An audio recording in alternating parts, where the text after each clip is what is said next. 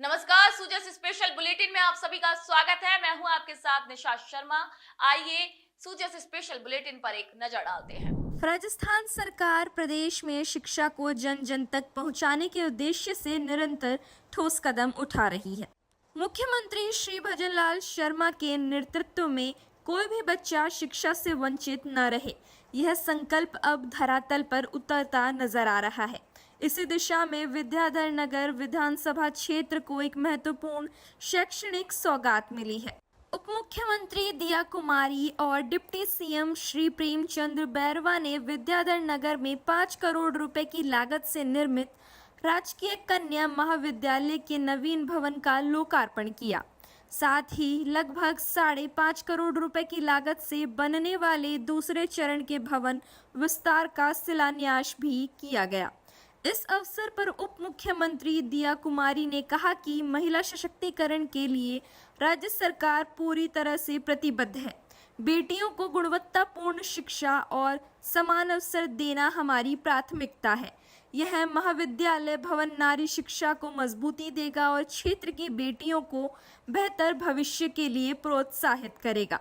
उन्होंने बताया कि यह कॉलेज क्षेत्र के लोगों का वर्षों पुराना सपना था, जो अब साकार हो चुका है। सिर्फ 1.5 साल में भवन निर्माण पूरा हुआ और अब तक 250 से अधिक छात्राओं का निःशुल्क प्रवेश हो चुका है।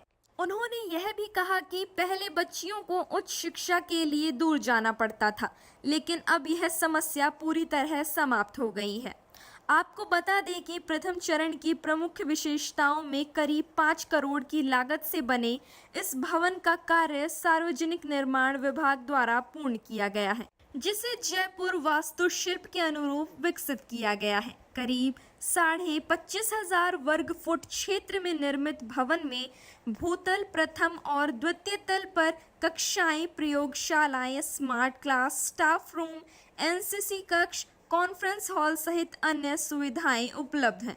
महाविद्यालय में भूकंपरोधी भवन आरसीसी संरचना से निर्मित है और सुगम आवागमन के लिए लिफ्ट की सुविधा भी प्रदान की गई है। दिव्यांगजनों की सुविधा के लिए वॉकवे और रहित पट्टिका भी बनाई गई है।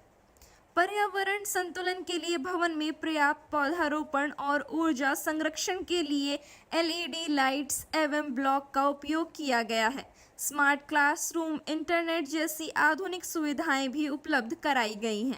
इसके साथ ही द्वितीय चरण की योजना में करीब 5.5 करोड़ रुपए की लागत से तृतीय तल सहित भवन विस्तार का कार्य किया जाएगा, जिसका कुल क्षेत्रफल करीब 15,000 वर्ग फुट होगा।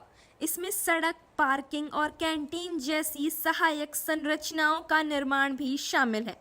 महाविद्यालय की सुरक्षा के लिए पूरे परिसर में सीसीटीवी कैमरों की व्यवस्था की जा रही है। मुख्यमंत्री श्री भजनलाल शर्मा की यह पहल न केवल राज्य की बेटियों को सशक्त बनाने की दिशा में एक महत्वपूर्ण कदम है, बल्कि यह उनकी शिक्षा के प्रति समर्पण और दृष्टिकोण को भी स्पष्ट रूप से दर्शाती है। मुख्यमंत्री श्री भजनलाल शर्मा का मानना है कि जब बेटियां शिक्षित होंगी, तभी समाज और प्रदेश वास्तविक प्रगति की ओर अग्रसर होंगे। राज्य सरकार द्वारा लिए जा रहे ऐसे निर्णय नवाचार, समानता और समावेशी विकास की भावना को मजबूत कर रहे हैं, जिससे राजस्थान की बेटियों को अपने सपनों को साकार करने का अवसर मिल रहा है। मुख्यमंत्री श्री भजनलाल शर्मा के सतत प्रयासों से राजस्थान की शिक्षा व्यवस्था में तेजी से सकारात्मक बदलाव देखने को मिल रहे हैं। राज्य सरकार समाज के अंतिम तबके तक गुणवत्तापूर्ण शिक्षा पहुंचाने के लक्ष्य के साथ हर मोर्चे पर फ्रंट फुट पर खड़ी नजर आ रही है। सरकार की योजनाओं और नीतियों का ही परिणाम है कि आज राज्य के सरकारी विद्यालयों की तस्वीर बदल चुकी है।